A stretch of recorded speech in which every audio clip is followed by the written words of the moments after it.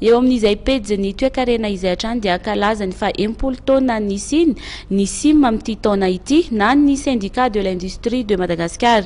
Ity farany moa izay fikambanan'ireo mpandraharaha malagasy manasongadina ny vita malagasy. Tetsy amin'ny hôtel Le Fred tetsy Antananarivo moa no nampahafantarany sim izay fankalazany fa 10 taona izay omaly.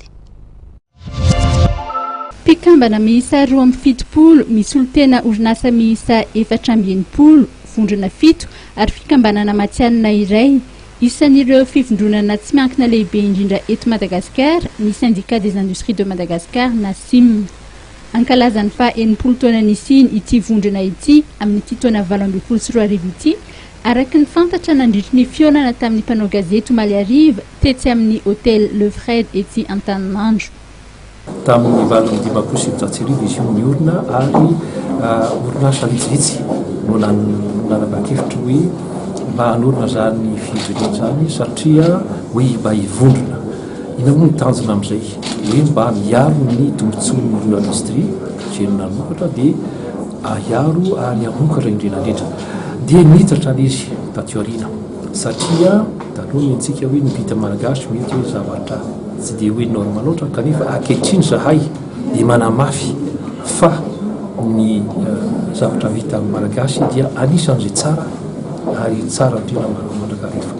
Zay zany hoe ny antony ary ny fankalazana zany dia ataony amin'ny andaran'ny fampisehoana salon de l'industrie amin'ny volana jiona ary koa misy fankalazana amin'ny zoma faharoa 20 jiona eny amin'ny Caledône amin'izay fotoan'izay dia ho ampisehoana ireo vokatra malagasy izay vokatra eto Madagasikara. Mampisongadina ny SIM ny fanolorany tetika Saprocom famatsim-bola avy amin'ny vondrona européenne azy ny label malagasy ny antsika SIM. Et cette campagne de communication va durer 3 mois. C'est des campagnes intensives. On a choisi, donc, on a quasiment choisi l'agence avec qui on va travailler là-dessus.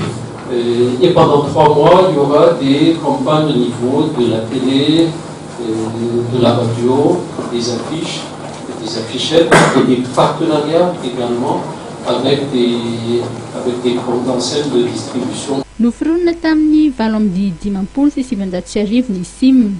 Iraka ankinina aminy amin'ny mahafikambanana azy ny fanaovana fanadiadiana, ny fitandronany zosy ny fiarovana ny tombontsoan'ireo matianina eo amin'ny sehatry ny fandrarahana, eo amin'ny lafiny ara-toe-karena, ara-bola, ara-barotra ary ara-tsosialy ny ireo indostria mpikambana.